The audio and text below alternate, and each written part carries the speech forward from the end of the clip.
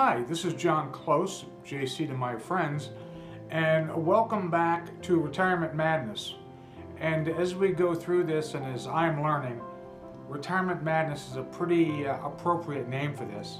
Today we're going to talk about retirement finances, which has become this really weird thing that unless you have certain numbers, you can't retire.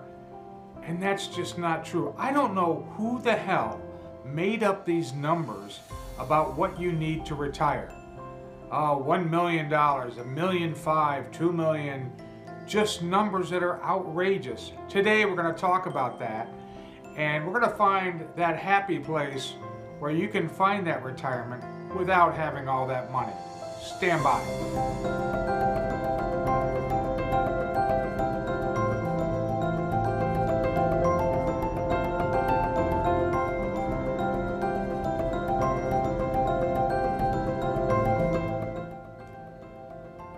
You know, when we're thinking about retirement, if you're close to retirement age now or in retirement age, as I am, you are slapped in the face with, the numbers of how you're going to do it. Now, earlier in life, that's sort of in the background.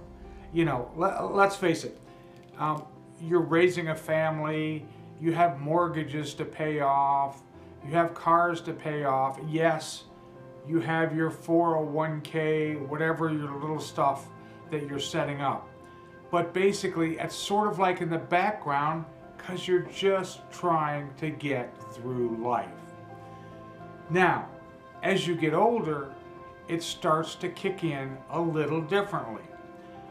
You can see the kids going to college, or you can see that you're not going to move up any farther in your gig. And you start to look at the numbers, and sometimes you just go, holy shit, I got to figure this out. The fact of the matter is, some of these numbers don't make any sense that we're going to talk about. But now that you're getting closer to it, you do have to look at your situation. It doesn't mean the world is going to end because you don't have a certain amount of money. But if you plan correctly, you'll be comfortable and you can have fun. And you don't need the kind of numbers that a lot of these people are talking about. But again, during a big part of our lives, we're not really concentrating on it because we have so many other things going on. It's, again, you got the house, you're trying to fix the dishwasher, all things are breaking down. You're just trying to get the money together to keep things alive and floating forward. But again, let's take a look at some of the hard numbers that are real and that are just freaking made up.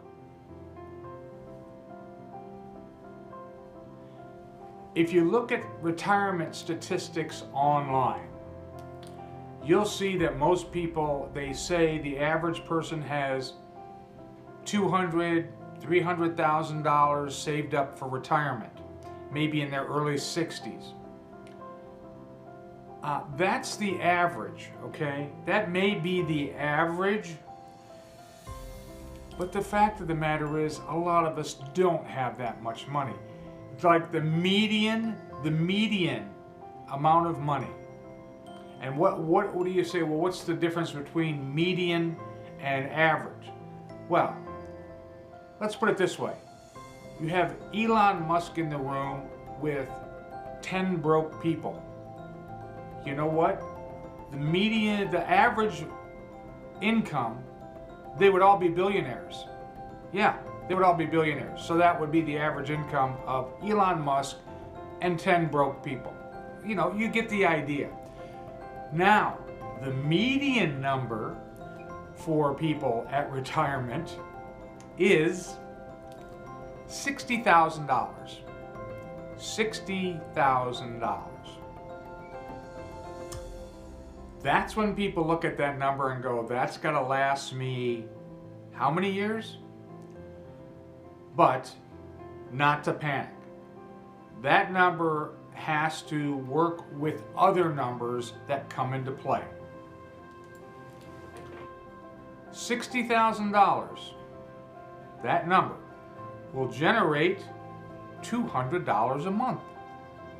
Yeah, not so good, not so good. But now let's start figuring out all the things we have to do to make it work. Okay, so let's look at some of these financial numbers that you're gonna see online. To retire, you need, I don't know, $1 million, $1.5 million, $2 million. Where do these numbers come from? A lot of them come from financial planning groups. And you know what? They get a lot of money to handle your money in retirement. Now look, I'm not dissing on all these financial numbers. They're very helpful. I certainly use some of them in what I do. But the fact of the matter is, you know, those numbers, I don't want to say they're pulled out of their, anyway, but some of them are, because the reality is a lot of us don't have that type of money. So let's look at what you do, first of all, have, what you receive when you retire. You do not need to replace 100% of your salary. No, you don't need to do that. So if you, now this is going to sound funny. So when you're saved for retirement, well, when you retire, now you're not putting that money away. You're spending it. We like that. We like having money to spend. The next thing, usually your taxes go down. Your taxes go down because your income goes down. So there's a little bit more money that you can utilize.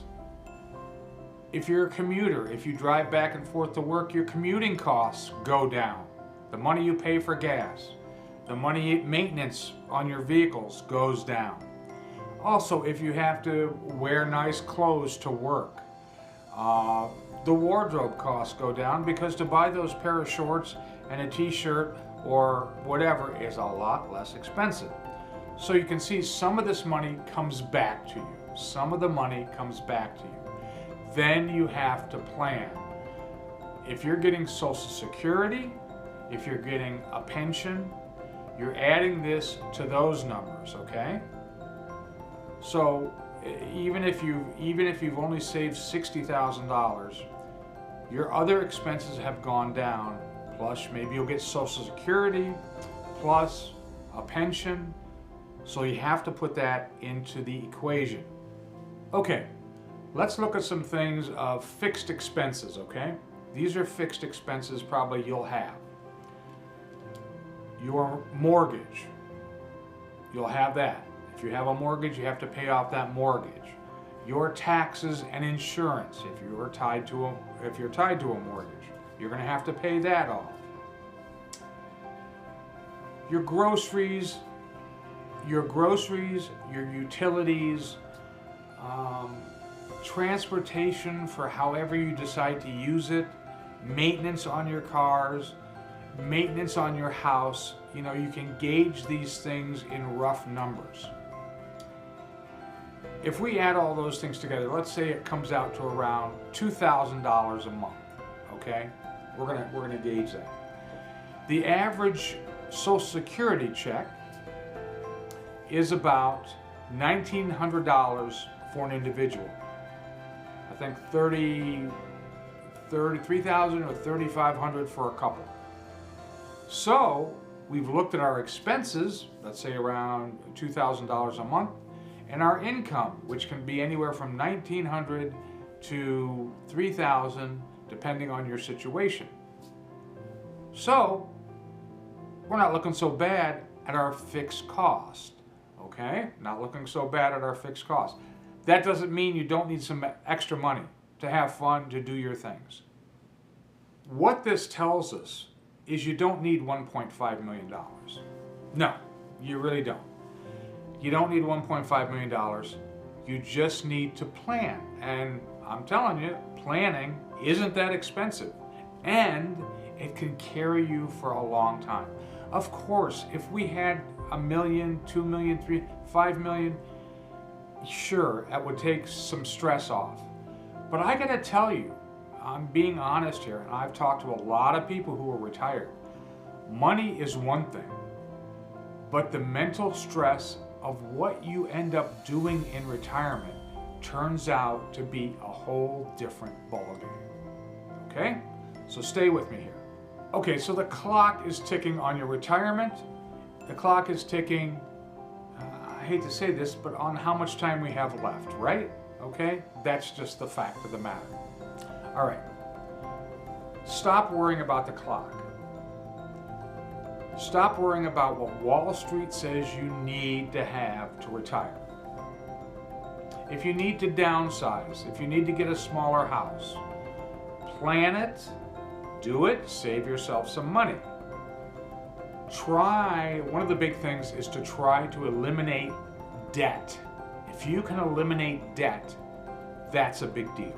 So try to do that as much as you can, because once you're debt free, it's like it lifts a weight off your shoulders, okay? It lifts a weight literally off your shoulders. Okay, so I'm going to close this by saying, we've talked a little bit about numbers, what you need, what you don't need. Take the time to find out exactly what you're getting from Social Security, how much your medical costs are going to be, all of this stuff. Take the time to do it. Once you figure it out, it's much smoother sailing into the mental aspect of retirement, which, my friends, can be a really big deal. So again, take a look at the numbers, figure out what you have, what you don't have, and if you totally need to retire at all.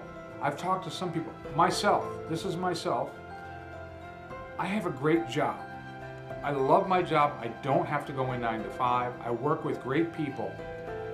Why I'm trying to move on is so I can push myself to something new. I've talked to other people who hated, and I mean hated, their jobs. They quit a little early just because they couldn't stand it. They were very light on their feet for a year or two, and then they were like, what do I do? So that's the mental aspect. We'll get to that next. But again, take a look at all your numbers. Don't overcomplicate it, and enjoy your life. That's the whole idea, is to enjoy it.